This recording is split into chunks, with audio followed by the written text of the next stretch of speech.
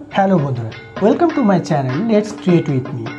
আজকে আমরা দেখব এই জগদ্ধাত্রী মূর্তিটি তৈরির সেকেন্ড পার্ট, অর্থাৎ কমপ্লিট কালার করার প্রসিডিউর। প্রথম পর্বে আমরা দেখিয়েছি ক্লে দিয়ে কিভাবে এই মূর্তিটি বানানো যায়।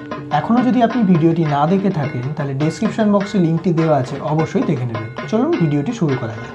প্রথমেই অন্যান্য মূর্তির মতো পুরো মূর্তিটিকে সাদা কালারে প্রাইমার করে নিয়েছিলাম। আমি প্রত্যেকটা ক্ষেত্রেই এই ধরনের মূর্তিতে সাদা প্রাইমার ইউজ করে থাকি। সাদা প্রাইমার হিসাবে আমি অ্যাক্রিলিক কালারের সাদা রঙটি ইউজ করি।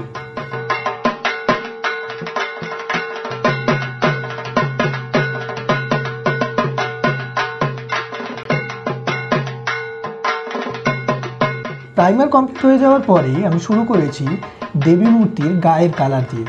তো এটা ইয়েলো কালারটা বা হলুদ কালারটা আমি ইউজ করেছিলাম। লাইট ইয়েলোর সঙ্গে একটু অরেঞ্জ কালার মিশিয়ে আমি একটু ডার্ক ইয়েলো করে নিয়েছিলাম এবং সেই কালারটি পুরো বডিতে দিয়ে দিয়েছিলাম, যেমন মুখের পোর্শনটা, হাতের পোর্শনটা।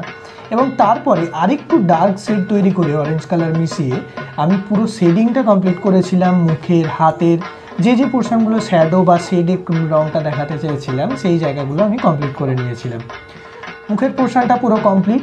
এরপরে পালা সিংহের রং করে নেওয়া। তো সিংহের রংটাও আমি করে নিয়েছিলাম একটু ডার্ক ব্রাউন কালার দিয়ে, এবং তারপরে কেশরের পোর্শনটা প্রথমে ডার্ক ব্রাউন, তারপরে বাইরের পোর্শনটাতে লাইট ব্রাউন কালার দিয়ে মিক্স করে নিয়েছিলাম, যাতে পুরো কেশরটা খুব ভালোভাবে দেখতে লাগে। তারপরে দেখলাম যে মুখের বা বডির কালারটা একটু ডার্ক হয়ে গেছে, সেই কারণে আমি আবার একটু ব্রাউন কালার অ্যাপ্লাই করে নিয়েছিলাম, লাইট ব্রাউনটা। এরপর পালা হাতির রং করার। হাতি সবচেয়ে সোজা প্রসেস। ব্ল্যাক কালারের সঙ্গে অল্প একটু হোয়াইট কালার মিশিয়ে লাইট অ্যাশ কালারটা তৈরি করে নিয়েছিলাম এবং পুরো হাতির বডিতে অ্যাপ্লাই করে নিয়েছিলাম।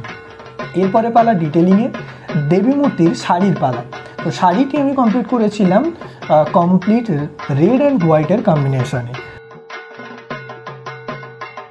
প্রথমে পুরো শাড়িটা হোয়াইট কালার দিয়ে করে নিয়েছিলাম এবং তারপরে ব্লাউজ এবং পাড়ের পোর্শনটা রেড কালার দিয়ে করে নিয়েছি। এরপরে পালা চোখ আঁকার। চোখ আঁকার জন্য প্রথমে আমি হোয়াইট কালার অ্যাপ্লাই করেছিলাম। হোয়াইট কালার দিয়ে যখন কমপ্লিট হয়ে গিয়েছিল, তারপরে আমি তার ডিটেলিং ব্রাউন কালার দিয়ে করেছিলাম। তো তার ফাঁকে আমি একটু হোয়াইট কালারটা শুকানোর জন্য ঠোঁটের পোর্শনটাও কমপ্লিট করে নিয়েছিলাম। ঠোঁটের কালারটা দিয়ে আমি আই শ্যাডো হিসাবে সেই সেম কালারটা ইউজ করেছিলাম এখানে।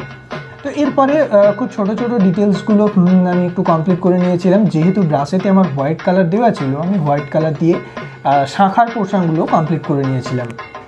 এরপরে আমি দেখুন যেমনভাবে চোখ আঁকা শুরু করেছি, ব্রাউন কালার দিয়ে প্রথমে আইবলটা করে নিয়েছি এবং তারপরে সেই সেম ব্রাউন কালার দিয়ে পুরো আইটার বর্ডারটা কমপ্লিট করে নিয়েছিলাম। যেমন আই বর্ডার কমপ্লিট করেছিলাম, সেমভাবে সেই আইব্রো করার জন্য আমি এই ব্রাউন কালারটা অ্যাপ্লাই করেছিলাম। দেখুন এখানে আমি খুব ডিটেলসভাবে চোখ আঁকাটা দেখিয়েছি। এই ধরনের ভিডিও যদি আপনার দেখতে ভালো লাগে তাহলে অবশ্যই চ্যানেলটিকে সাবস্ক্রাইব করবেন এবং এই মূর্তিটি কেমন লাগছে সেটা কমেন্ট করে জানাবেন। তো দেখুন আপনাদের সঙ্গে কথা বলতে বলতে পুরোটাই মোটামুটি কমপ্লিট হয়ে গেছে এবং গলার লাল পোর্শনগুলো কমপ্লিট করে এবং হাতের কিছু আলতার পোর্শনটা কমপ্লিট করে আমি ফাইনাল ডিটেলস কমপ্লিট করলাম। তো এরপরে পালা বাকি খুব মাইনর ডিটেলসে, যেমন চোখের পোর্শনটা ব্ল্যাক কালার দিয়ে আরও ভালোভাবে ফুটিয়ে তোলা। তো ব্ল্যাক কালার দিয়ে আমি পুরোটার বর্ডার করে নিয়েছিলাম এবং আইবলটাকেও আর একটু ডিটেল করে নিয়েছিলাম। এখানে দেখুন খুব স্টেপ বাই স্টেপ প্রসিডিওরে আমি পুরো জিনিসগুলোকে দেখিয়েছি। এবারে পালা আইব্রোটাও আমি ব্ল্যাক কালার, ব্রাউন কালারের ওপরে ব্ল্যাক কালার দিয়ে কমপ্লিট করেছিলাম। দেখুন এখানে পুরোটাই আমার কমপ্লিট হয়ে গেছে। জাস্ট চোখের নিচের পোর্শনটা ব্ল্যাক কালার দিয়ে আমি চোখটাকে পুরো কমপ্লিট করলাম।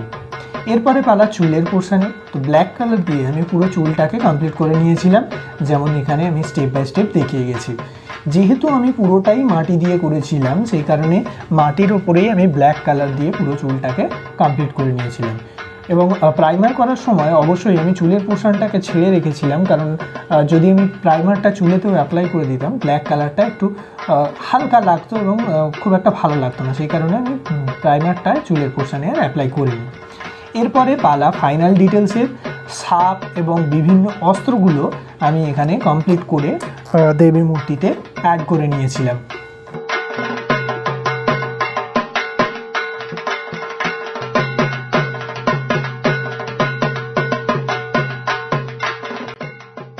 এখানে শাঁখের পোর্শনটা আমার রং করা হয়নি আগে, তো আমি সেটা রং করে কমপ্লিট করে নিয়েছিলাম। এটা ছিল আমার দেবী মূর্তির ফাইনাল লুক। ভিডিওটি যদি ভালো লাগে অবশ্যই কমেন্ট করে জানাবেন এবং এরপরে আরও কী মূর্তি আপনারা দেখতে চাইছেন সেটিও জানাতে পারেন। ভিডিওটি সম্পূর্ণ দেখার জন্য ধন্যবাদ। পাশে থাকবেন, চ্যানেলটিকে সাবস্ক্রাইব করুন।